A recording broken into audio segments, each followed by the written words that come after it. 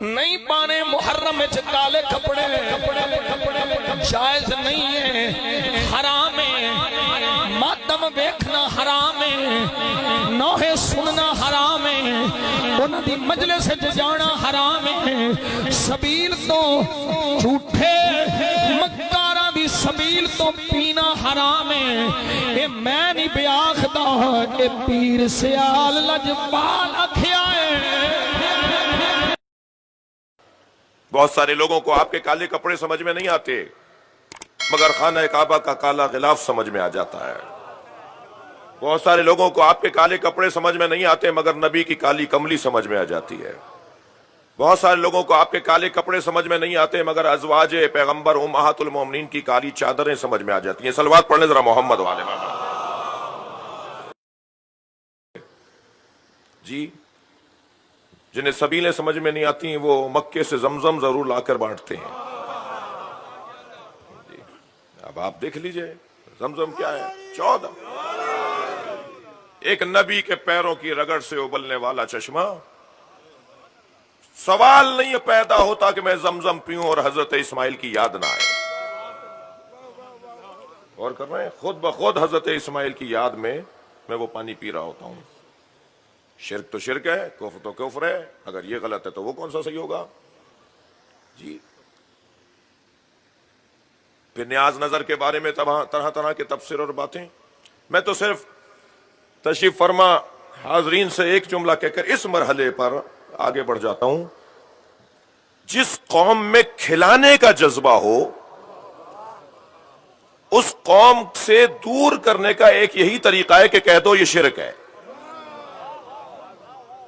یہ کتنا بڑا جذبہ ہے کہ ہم نبی کے گھرانے کے نام پر، سرکار کے نام پر دسترخوانوں کو لگا دیتے ہیں۔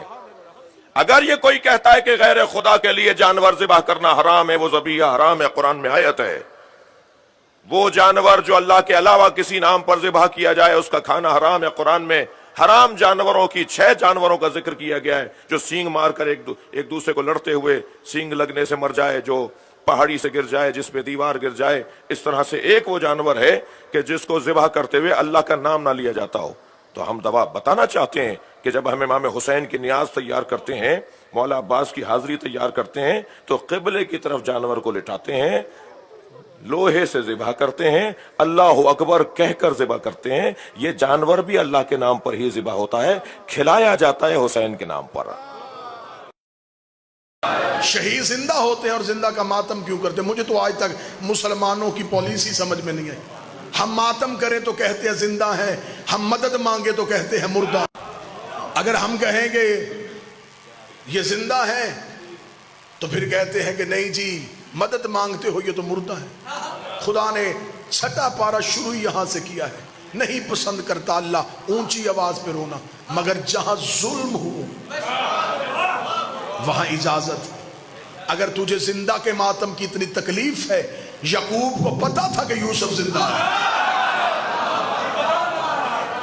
نبی تھا، جانتا تھا بیٹا زندہ ہے، پھر بھی 40 سال رویا، صرف یہ سمجھانے کے لیے کہ مظلوم کو رویا جا سکتا ہے۔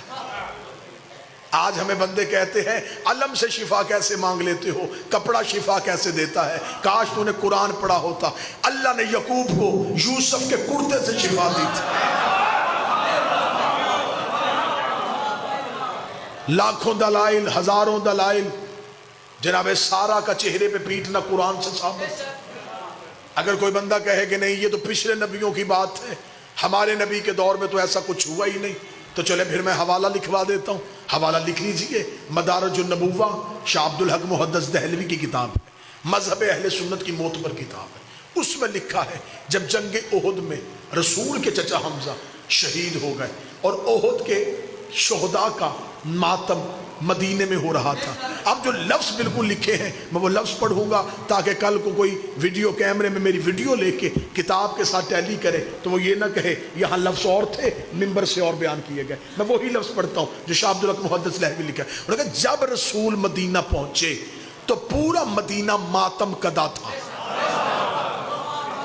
ماتم کدا کہتے ہیں ماتم کرنے والی جگہ، یا میں اس کا آسان لفظ کروں امام بارگاہ۔ پورا مدینہ ماتم کرتا تھا. رسول نے صحابہ سے پوچھا یہ کس کا ماتم ہو رہا ہے؟ تو صحابہ نے کہا یا رسول اللہ یہ احد کے شہداء کے ورثہ اپنے شہداء کے لیے ماتم کر رہے ہیں. رسول نے ٹھنڈی آہ بھر کے, یہ محدث دہلوی کا لفظ, ٹھنڈی آہ بھر کے کہا ہائے میرے چچا حمزہ پہ ماتم کرنے والا کوئی نہیں. یہ کہہ کے رسول گھر گئے. انصار اپنے اپنے گھروں میں گئے, اپنی اپنی عورتوں کو بلایا, بچوں کو اکٹھا کیا اور رسول کے دروازے پہ لے کے آئے. میں جملے پڑھ رہا ہوں مدارج نبوت سے. انصار صحابہ اپنی عورتوں کو لے کے رسول کے دروازے پہ آئے.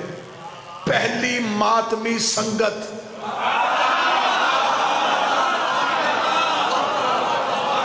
صحابہ کے گھروں سے نکلی. رسول کے دروازے پہ آ کے صحابہ کی عورتوں نے اونچی آواز سے رسول کے چچا حمزہ پہ آہو فریاد کرنا شروع کی. محدث دہلوی کہتے رسول اندر تھے. رسول نے پوچھا یہ میرے دروازے پہ کون رو رہا ہے؟ بتایا گیا یا رسول اللہ یہ انصار کی عورتیں اپنے گھروں کو چھوڑ کے آپ کے چچا حمزہ کا ماتم کرنے کے لیے آئی ہیں. جملے محدث کے نہ ہو میں گردن کا لہو دوں گا. شاہ عبدالحق کہتا ہے رسول نے مصلی پہ دعا کی ہاتھ بلند کر کر میرے اللہ جو میرے چچا کو رونے کے لیے انہیں بھی بخش دے, ان کی اولاد کو بھی بخش دے, ان کی اولاد کو بھی بخش دے, انہیں بھی بخش, ان کی اولاد کو بھی بخش, ان کی اولاد کو بخش. ہر عبادت ایک نسل بچاتی ہے, حسین کا ماتم 3 نسلیں بخشوا دیتی. سنی کتاب سے دلیل, ایک اور دلیل سن لو جلدی جلدی. اب ایسے کرنی کو خبر ہے نبی زندہ ہے, صرف نبی کا دانت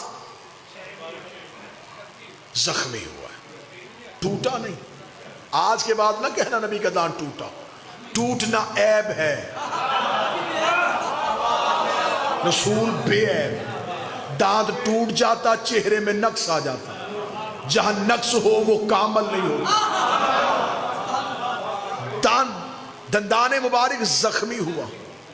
اب ایس کو خبر پہنچی, رہتا وہ کرن میں تھا, دیکھا پیغمبر کو تھا نہیں, پتھر اٹھایا, پہلا زخمی کیا. ذہن میں آیا کہ شاید نبی کا یہ نہ ہو, پھر دوسرا, پھر ذہن میں شاید یہ بھی نہ ہو, پھر تیسرا. سارے کے سارے توڑے, لہو منہ سے نکل رہا ہے. نبی بیٹھے ہیں مدینے میں, یکدم نبی کے جسم میں جھرجھری آئی. صحابہ نے کہا یا رسول اللہ کیا؟ رسول نے دیکھا او میرے صحابیوں مجھے جنت کی خوشبو تمہارے گھروں سے نہیں کرن سے آ رہی ہے, مجھے جنت کی خوشبو کرن سے آ رہی ہے. صحابہ نے کہا یا رسول اللہ وہاں کون رہتا ہے؟ فرمایا اگر تم میں سے کوئی کرن جائے, وہاں میرا ایک عاشق ہے, اس کا نام اویس ہے, اسے میرا سلام کہنا. میں بات سمجھا ہی نہیں سکا. محمد وہ ہے جسے اللہ سلام کر رہا ہے, نبی وہ ہے جو اپنے عاشق اور اپنے ماتمی کو سلام کر رہا ہے. نبی نے کسی صحابی سے نہیں کہا کہ جلدی جاؤ تیز رفتار گھوڑا لے کے جاؤ اویس کو گرفتار کرو, گرفتار کر کے لاؤ, میں زندہ تھا. اس نے زندہ کی یاد میں ماتم کیوں کیا؟ نبی نے کہا اسے جا کے خوشخبری دو کہ تمہیں نبی سلام کہہ رہا ہے. چل نبی نے تو محبت میں کہہ دیا تھا, خدا ہی کہہ دیتا کہ جسم میرا تھا, میں نے تجھے امانت دی, تو نے اسے زخمی کیوں کیا؟ خدا نے بھی لاڈ کی انتہا کر دی, خدا نے بھی جنت سے کیلا فرش پہ بھیج دیا کہ اب منہ میں دانت نہیں ہے, غذا نرم چاہیے, چبا نہیں سکتا, جنت سے کیلا. اویس کی محبت میں آیا.